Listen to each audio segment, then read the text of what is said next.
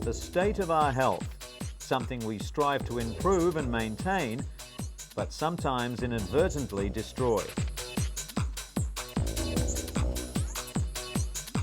Universally, it's vitally important, and the Germans have a universal word for it. Gesundheit! Hello and welcome to the program. Coming up in this edition, trachoma, the preventable eye disease, has made it onto the World Health Organization's hit list.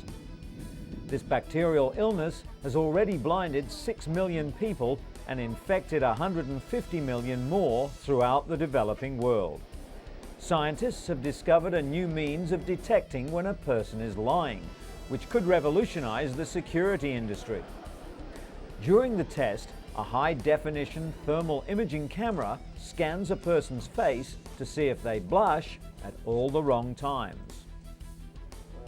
Pig organ transplants have moved a step closer after a Scottish-based firm produced 5 healthy knockout piglets recently.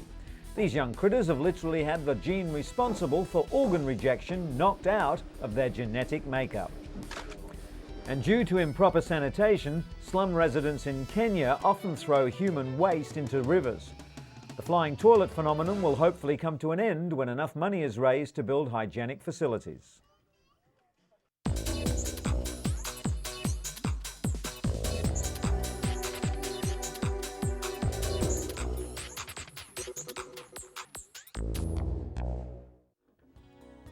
But in our first story, we look at the devastating effects of schizophrenia on the brain, discovered recently by researchers at the University of California in Los Angeles School of Medicine. Led by Assistant Professor of Neurology Paul Thompson, the scientists chronicled MRI scans of teenage schizophrenics to build a timeline of how the psychosis engulfs the brain with a wave of tissue loss. Characterized by hallucinations and delusions, schizophrenia affects 1% of the population. Until now, there was no way of predicting its onset. Aided by the knowledge that this mystery illness runs in families, the researchers hope the findings will lead to more effective ways to scan the brain. But at least for now, the findings provide some comfort as patients are able to actually see what's going on inside their own heads. As for drug treatments, doctors are now prescribing Risperdal, a newer class of antipsychotics, with fewer side effects than Haldol, which could lead to disturbing involuntary movements. Researchers are also reporting that Risperdal is significantly more effective in preventing relapses in patients with schizophrenia than Haldol. Good news for the 1% of the world's population who suffer the illness, which also ranks amongst the top 10 causes of disability in developed countries. When it comes to depression, another serious mental condition, it seems that more and more people are visiting the medicine cabinet rather than a therapist's couch. Depression treatment rates have tripled over the last 10 years, but they're primarily medicinal. Much of the credit goes to the popular antidepressants. The first selective serotonin-enhancing medication was introduced in 1987, and now millions of people take drugs like Prozac, Paxil and Zoloft to treat a wide range of depressive illnesses. While these medications have helped destigmatize depression, they're not as long-lasting as psychotherapy, which decreases the chance of recurrence. It's estimated that up to 10% of Americans suffer from major depression in any given year, a rate set to increase worldwide.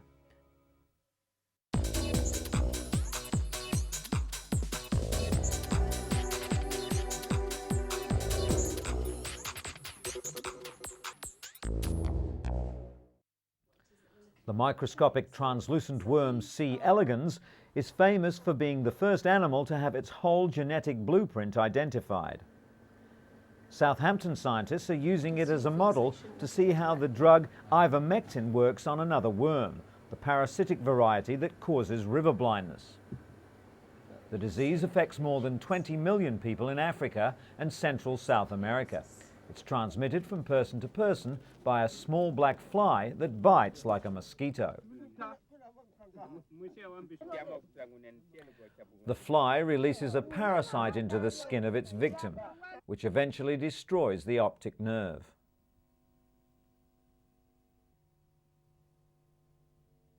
The most effective treatment is an annual dose of ivermectin. It kills the worm by binding to sites called receptors on its muscles and nerves. The worm is then paralyzed and starves to death. Widespread use of ivermectin in veterinary medicine has led to some worms becoming resistant. There are fears that the same might happen in human mass treatment programs.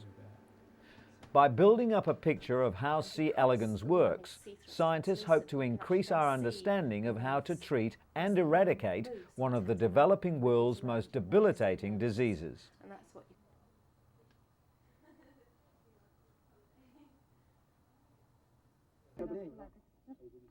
Another preventable disease that's blinded 6 million people and infected another 150 million worldwide is trachoma. The bacterial illness causes inflammation and scarring of the inside of the upper eyelid. Over time, the eyelashes turn inward, rubbing and scarring the cornea, leading to blindness. The debilitating disease is endemic in developing countries in Africa, Asia, and the Middle East. It's most common in rural areas where overcrowding and poor hygiene spread the bacteria. Trachoma is on the World Health Organization's hit list. In Morocco, antibiotics and improved hygiene have reduced the spread dramatically. In less than 3 years, the infection rate has dropped to below 6%. At the United Nations, FISA announced it's contributing an additional $200 million aimed at targeting blindness in 9 countries and plans to donate the one-dose drug Zithromax. The World Health Organization is working to reduce trachoma in countries like Tanzania and Vietnam, while hoping to eliminate the disease worldwide by 2020. Richard Ferrier is preparing for surgery. He has eye cancer. Very few doctors specialize in the relatively rare eye cancer. There are fewer than 2,000 cases in the US each year. Eye tumors are hard to detect, generally only noticed when vision becomes affected. The cancer is killed with radiation, not with laser beams, but by this, a metal radiated plate which sits perfectly over the tumor. A continuous dose of radiation can be given this way for about 5 days. No one knows what causes eye cancer, but they do know that older people with light skin are most at risk. Richard can't feel the radiated plate in his eye, and in 5 days' time it will be removed. According to the specialists, he has a 99% chance of not only killing the tumour, but also keeping his vision. Quicker than I thought. Yeah, and actually, And still on the subject of eyesight, virtually everyone in the Eurozone has experienced some anxiety about the recent change to the new currency. For the blind, getting to grips with the new notes and coins is a double hurdle. Several weeks before the currency change was to take effect, groups for the blind and partially sighted stepped up their information and training campaigns to try to reach the 6 million visually impaired people thought to live in the Eurozone. The ease with which the blind will adapt to the new cash depends on many factors: the extent of their sight loss, their age, the sensitivity of their fingertips, and the habits learnt from handling local notes and coins.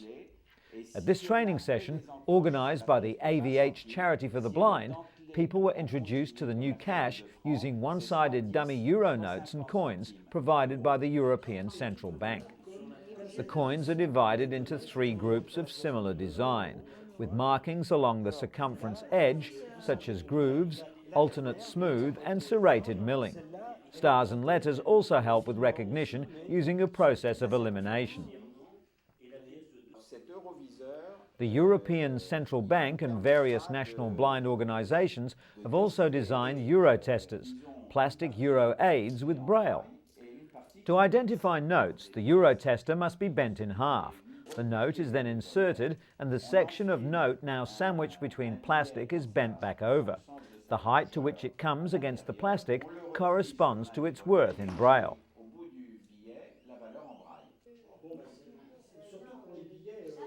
Coins, on the other hand, are inserted into a narrowing groove. Their corresponding value is marked in Braille at the point where they come to a stop. The notes are all different colours.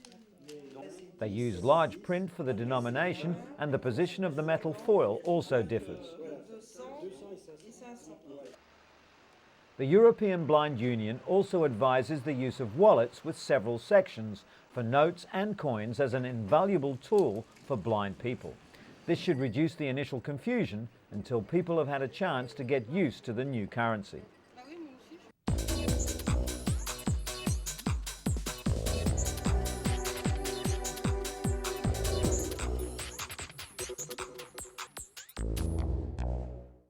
I did not have sexual relations with that woman. Lies. Miss Lewinsky. Sometimes they can take months of investigation and millions of dollars to uncover. But cutting-edge technology from the Mayo Clinic may finally take the mystery out of deceit. According to doctors, when someone lies, there's a sudden warming around the eyes. The new device detects these altered heat patterns using high-definition thermal imaging equipment, which picks up on the subtle metabolic changes that can occur instantaneously.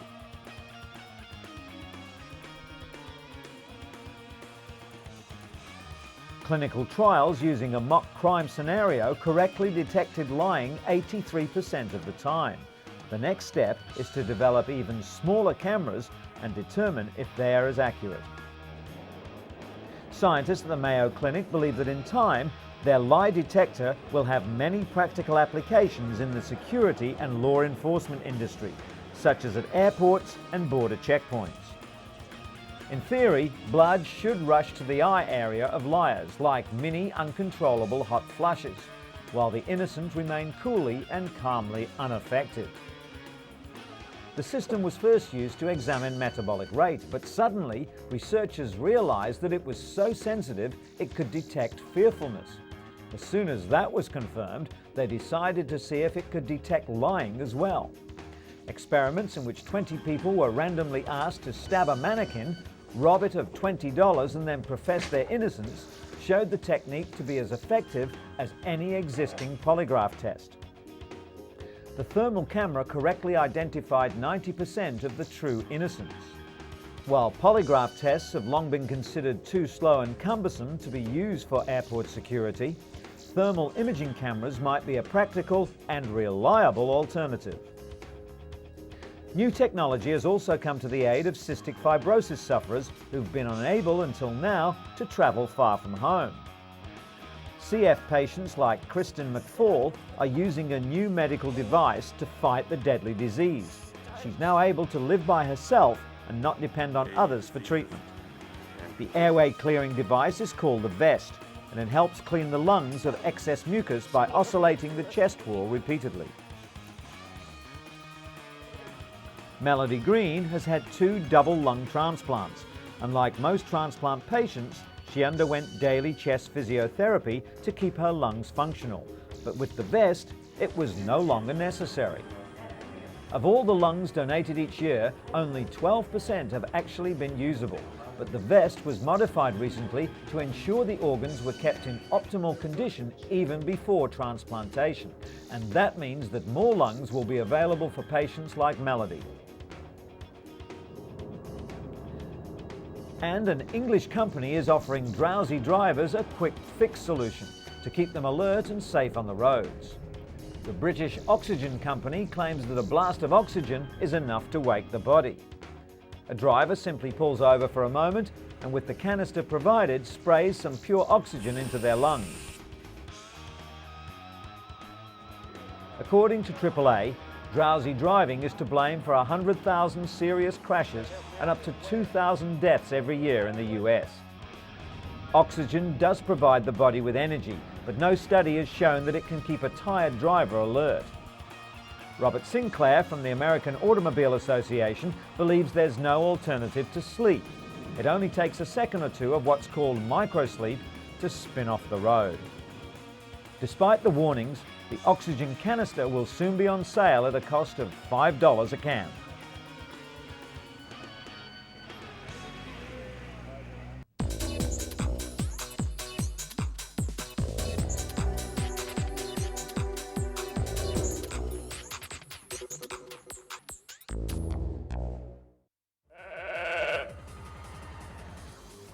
Five and a half years after becoming the world's first cloned sheep, researchers report that Dolly has developed arthritis, raising fears that the cloning process may have given her a genetic defect. According to Professor Ian Wilmot of Scotland's Roslin Institute, Dolly developed arthritis in her left hind leg at an unusually young age. In 1996, Dolly was cloned from a cell taken from an adult animal. Some scientists speculate that because Dolly was cloned using genetic material from a 6-year-old ewe, her genetic age might be closer to 11. Many animal rights advocates condemn cloning. They believe it's dangerous and unethical, regardless of the methodology. Since Dolly's debut, researchers around the world have cloned several other animals, including cows, and within 2 years hope to produce the world's first allergen-free cats.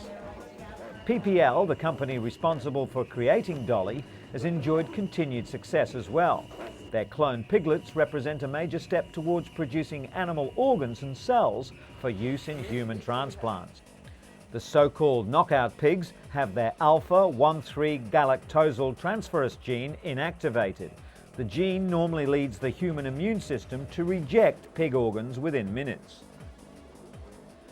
This vital step should enable animal organs and cells to be transplanted into humans without being rejected by the recipients. Cloning of the animals took place in the lab, following which the fertilized eggs were put back inside the mother pig, who gave birth to 5 healthy piglets. According to the Scottish-based firm, pigs are the preferred species for xenotransplantation, the transfer of cells or organs from one species to another on both scientific and ethical grounds. The world's first knockout pigs have been confirmed through DNA tests to have one of their 2 copies of the gene inactivated. The potential benefit they offer is immeasurable, as countless patients who would have died while waiting for human organs to become available can now be saved. In related news, US President George W. Bush reiterated that human life should not be destroyed for the purpose of embryonic stem cell research, after hearing that scientists in Massachusetts created the first cloned human embryos. The groundbreaking experiment proves that a single cell taken from a human adult can be coaxed into a healthy young embryo. However, the medical advance raises ethical concerns because it requires the creation of human embryos solely for the purpose of destroying them. Researchers at Advanced Cell Technology also cloned several healthy cows, using the same cloning process to create the 6-celled embryos. The scientists say their intention is not to create cloned human beings, but to develop immune-compatible cells to treat degenerative diseases. Although in August, President Bush announced he would allow limited funding for several already existing stem cell lines, some members of Congress warned they will work to prevent further research studies in the US altogether.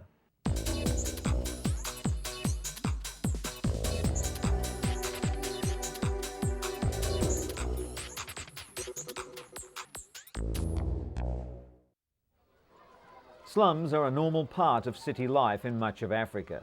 In Kenya's capital, Nairobi, some 3 million people, nearly 60% of the city, live in the slums. The biggest slum, Kibera, is one of the largest in sub-Saharan Africa, with an estimated population of 700,000. Lack of drainage or any proper sewer system creates numerous sanitation problems. Almost all toilets are pit latrines, not much more than a hole in the ground, used by as many as 10,000 people. While the women do their best to keep the outhouses clean, the waste ends up in the gaping sewers, leaving disease to stalk the local population. Filthy sewer water is then pumped directly into nearby streams, spreading disease to other communities along the river.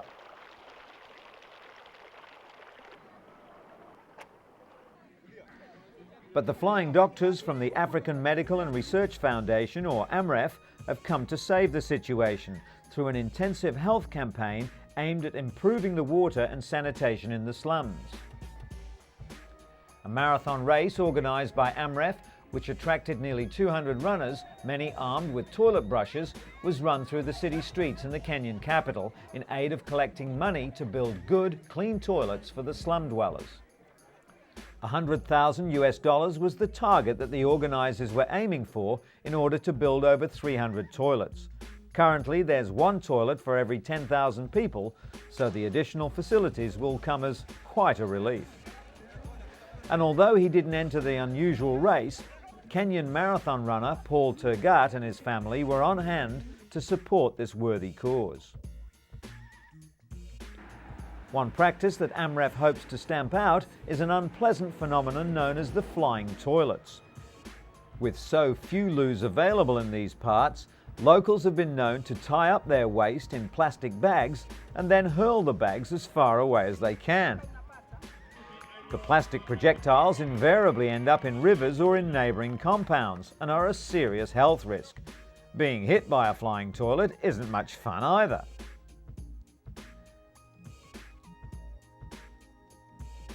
Race winner 20-year-old John Cutio told the crowd that he too comes from Kibera and will benefit as much as anyone from the day's event.